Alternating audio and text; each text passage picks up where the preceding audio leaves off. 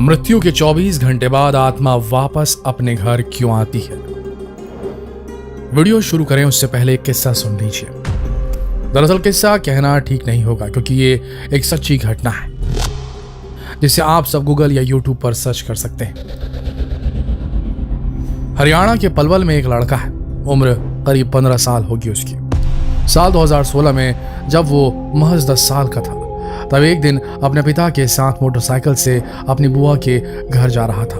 रास्ते में बाइक जब खिरबी गांव के करीब पहुंची तो राहुल ने अपने पिता से कहा, मेरे गांव का रास्ता आगे से है। राहुल के पिता ने उसकी बात को अनसुना कर दिया, लेकिन लौटते वक्त जब बासवा गांव के मोड़ पर राहुल ने जिद पकड़ ली तो उसके पिता को उसकी बात माननी पड़ी। उसने जिद बांध ली थी कि उसे अपने गांव यानी कि बासवा जाना ही है।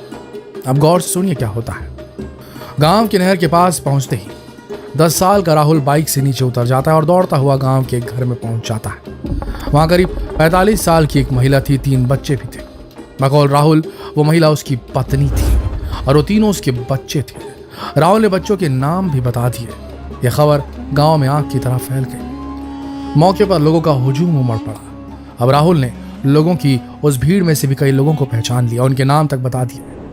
यह बच्चा कभी उस गांव में गया ही नहीं जिसकी उम्र महज 10 साल थी। उसे ये सब कैसे पता चला? कैसे वो किसी 45 साल की महिला को अपनी पत्नी बताने लगा? गांव के कई सीनियर लोगों को अपना दोस्त बताने लगा। दरअसल राहुल का कहना था कि ये उसका पुनर्जन्म है। पिछले जन्म में उसका नाम धनराज था। उसने बताया कि 11 साल पहले वो चंडीगढ़ से ट्रैक्टर लेकर लौट रहा था, लेकिन रास्ते में सड़क हादसे का शिकार हो गया। उसकी जान चली गई।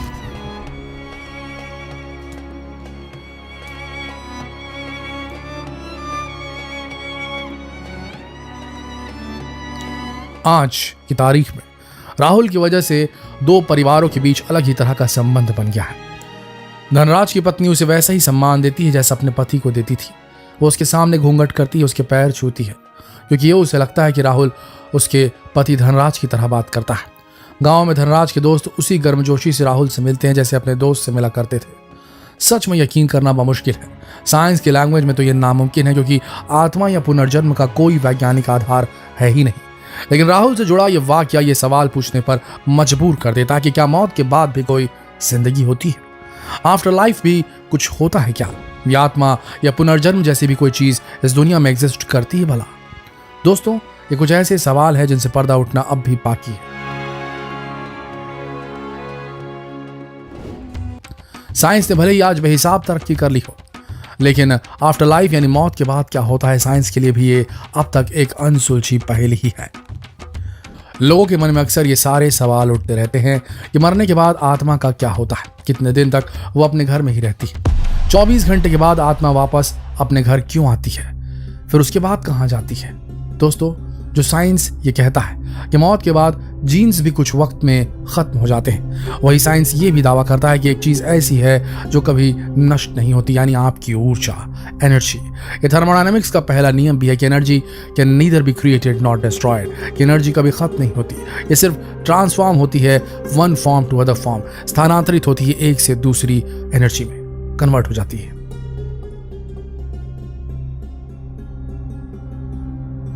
दोस्तों, इसी एनर्जी को यानी इंसान की इसी ऊर्जा को हम आप बोलचाल की भाषा में हमारी सोल यानी हमारी आत्मा यानी कि रूह कहते हैं। बेशक ये पूरी तरह से सच है कि जो भी इंसान या जीव इस धरती पर जन्मा है, एक न एक दिन उसकी मौत जरूर होगी। तो अब सवाल ये उठता है कि जब सभी धर्मों में कहा गया है कि आत्मा अजर है, अमर है, तो शरीर के खत्म होने के बाद आत्मा का होता क्या है? वो कहां चली जाती है? कहा जाता है कि आत्मा एक शरीर को छोड़कर दूसरे शरीर में प्रवेश करती है, चली जाती है। धार्मिक मान्यताओं की बात करें तो एक शरीर से दूसरे शरीर में जाने के बीच आत्मा यमलोक चली जाती है।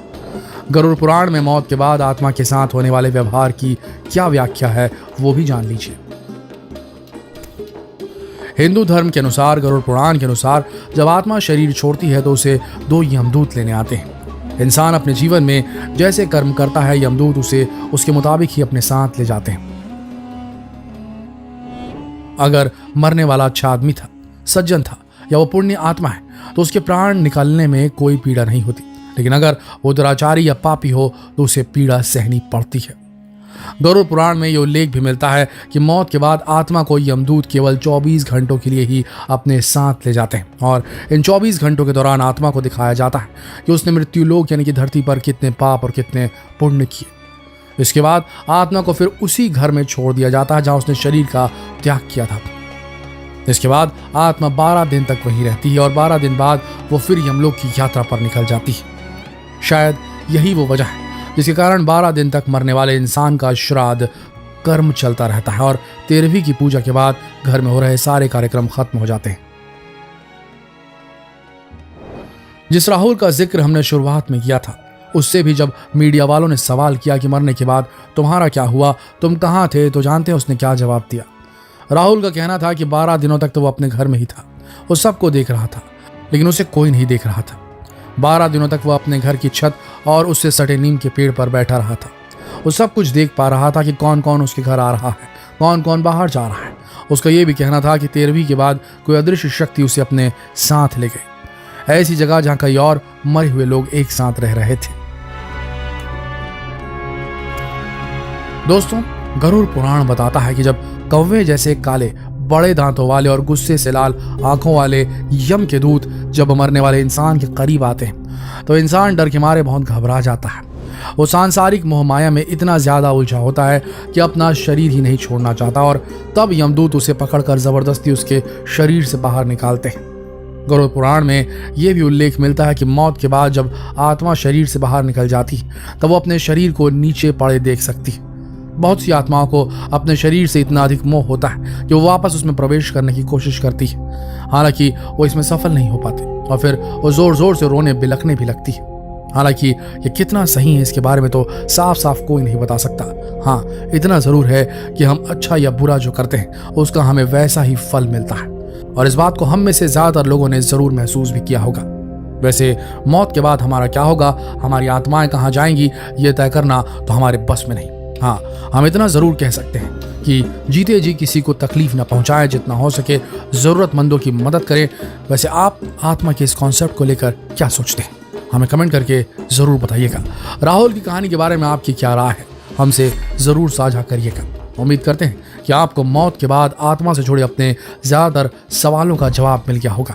इस वीडियो को ज्यादा से ज्यादा लोगों के साथ शेयर कीजिए, फेसबुक पर, व्हाट्सएप पर, यूट्यूब पर। कल फिर मिलेंगे एक और दिलचस्प जानकारी के साथ। तब तक के लिए आप सबका इस वीडियो के अंत तक बने रहने के लिए दिल से धन्यवाद।